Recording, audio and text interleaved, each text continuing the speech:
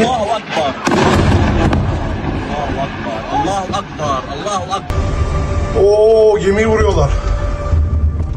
Kali ini Donald Trump benar-benar dibuat tunduk dengan kegilaan dan keberanian Iran.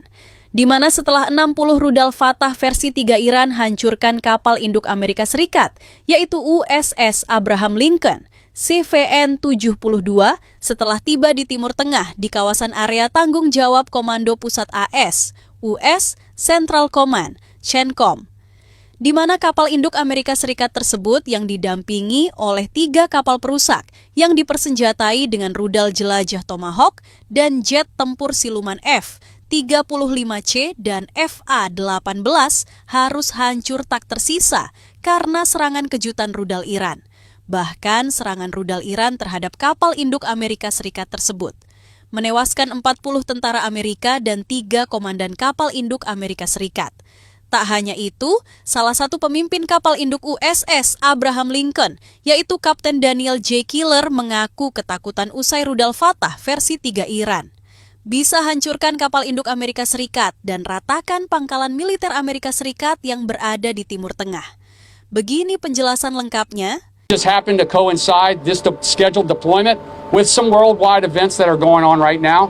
And when asked, we are completely trained across the spectrum.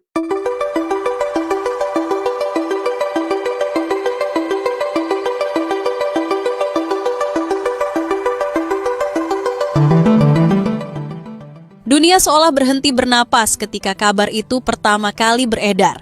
Kapal induk raksasa Amerika Serikat, yaitu USS Abraham Lincoln, CVN-72, simbol dominasi militer global selama puluhan tahun, dilaporkan hancur lebur di Timur Tengah.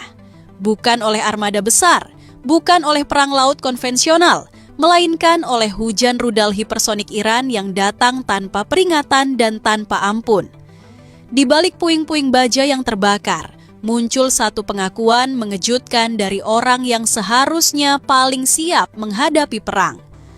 Kapten Daniel J. Killer, pemimpin kapal induk USS Abraham Lincoln, secara terbuka mengaku terkejut. Bukan sekadar terkejut, tetapi terguncang. Dalam skenario ini, pernyataannya menggema seperti tamparan keras bagi militer Amerika Serikat dan sekutunya. Kapten Daniel J. Killer mengonfirmasi bahwa Iran meluncurkan 60 rudal hipersonik Fatah versi 3, varian terbaru yang selama ini hanya dibicarakan dalam laporan intelijen dan propaganda militer Teheran. Namun hari itu, propaganda berubah menjadi kenyataan mematikan. Rudal-rudal tersebut melesat dengan kecepatan yang membuat radar kehilangan makna. Tidak ada peringatan yang cukup, tidak ada waktu untuk berpikir. Yang ada hanya dentuman, kilatan api, dan kehancuran beruntun. Yang membuat Kapten Daniel J. Killer benar-benar terkejut adalah fakta bahwa seluruh sistem pertahanan Amerika Serikat runtuh dalam hitungan menit. Patriot, THAAD, NASAMS, hingga sistem jarak dekat seperti Phalanx dan SIREM semuanya gagal total. Tidak satu pun mampu menghentikan laju rudal hipersonik Iran. Dalam skenario ini, teknologi yang selama ini dibanggakan Washington justru tampak seperti peninggalan masa lalu yang tak relevan menghadapi senjata generasi baru. USS Abraham Lincoln, kapal induk bernilai miliaran dolar, dilaporkan menerima hantaman langsung yang bersifat fatal. Ledakan demi ledakan merobek lambung kapal, api melahap dek penerbangan, sistem kendali lumpuh. Dalam waktu singkat, kapal yang selama ini dianggap tak terkalahkan berubah menjadi bangkai besi di tengah kawasan operasi. Kapten Killer mengonfirmasi bahwa 60 rudal Fatah versi 3 tersebut berhasil menghancurkan kapal induk Amerika Serikat itu. Tidak ada klaim keberhasilan pertahanan. Yang tersisa hanyalah pengakuan pahit bahwa serangan Iran berada di luar semua simulasi perang yang pernah dibuat Pentagon. Dalam pernyataannya, Kapten Daniel J. Killer menyebut bahwa jika Iran berniat menunjukkan bahwa kapal induk Amerika Serikat bukan lagi momok yang menakutkan, maka pesan itu telah tersampaikan dengan sangat jelas. Ia bahkan menyatakan bahwa serangan ini akan mengubah cara dunia memandang kekuatan laut Amerika Serikat untuk selamanya. Latar belakang ledakan konflik ini berakar pada kegagalan diplomasi antara Washington dan Teheran. Presiden Amerika Serikat Donald Trump kembali memaksakan garis keras terhadap Iran. Trump menuntut agar Iran tidak hanya menghentikan program nuklirnya, tetapi juga secara permanen dilarang memiliki senjata nuklir.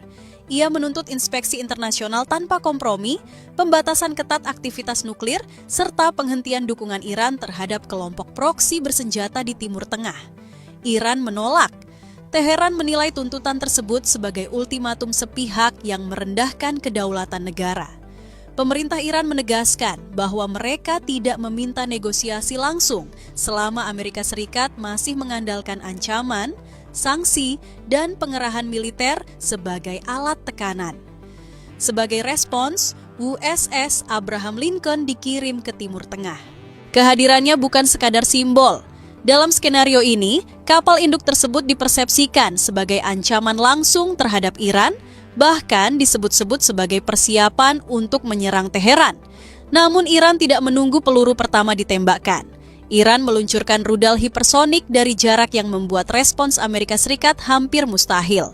Dalam hitungan menit, kekuatan udara, pertahanan darat, dan sistem radar AS di kawasan lumpuh. Kapal induk USS Abraham Lincoln menjadi target utama dan hasilnya menjadi salah satu pukulan psikologis terbesar dalam sejarah militer modern Amerika Serikat.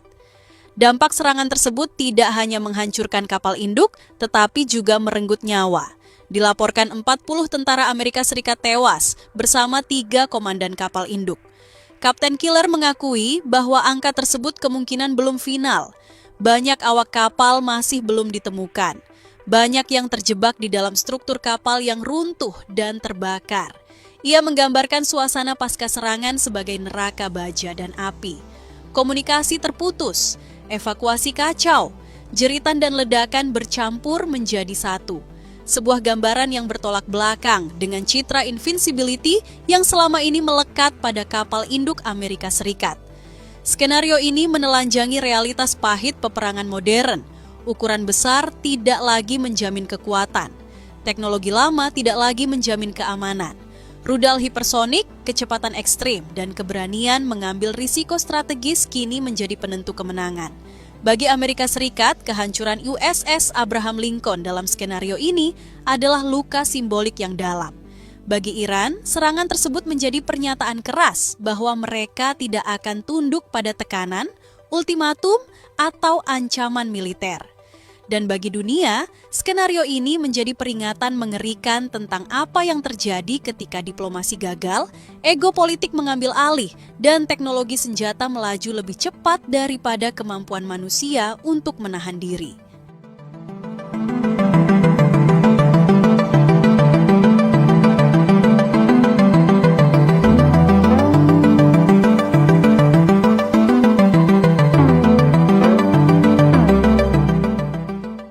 Berita kedua, begini pernyataan Menlu Iran yaitu Sayyid Abbas Araghchi yang langsung tantang perang Donald Trump jika Donald Trump masih berani mengancam Iran.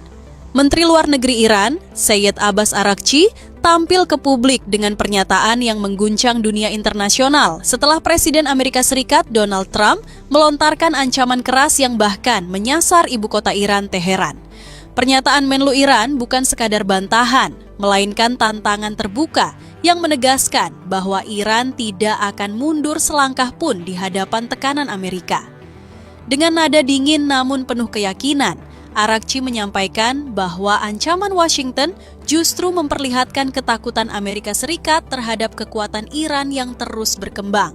Ia menegaskan bahwa tekanan agar Iran menghentikan program nuklirnya bukanlah demi perdamaian dunia, melainkan demi kepentingan politik Amerika Serikat dan sekutunya, terutama Israel. Menurut Araghchi, Amerika Serikat ingin memastikan Iran tetap berada dalam posisi lemah, tidak mampu membela diri, dan tidak memiliki daya tangkal strategis di kawasan yang penuh konflik.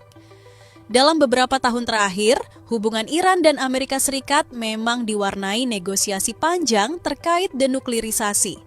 Washington terus menuntut agar Teheran menghentikan pengayaan uranium dengan alasan potensi ancaman global. Namun, Iran secara konsisten menegaskan bahwa program nuklir mereka bersifat damai dan berada dalam koridor hukum internasional.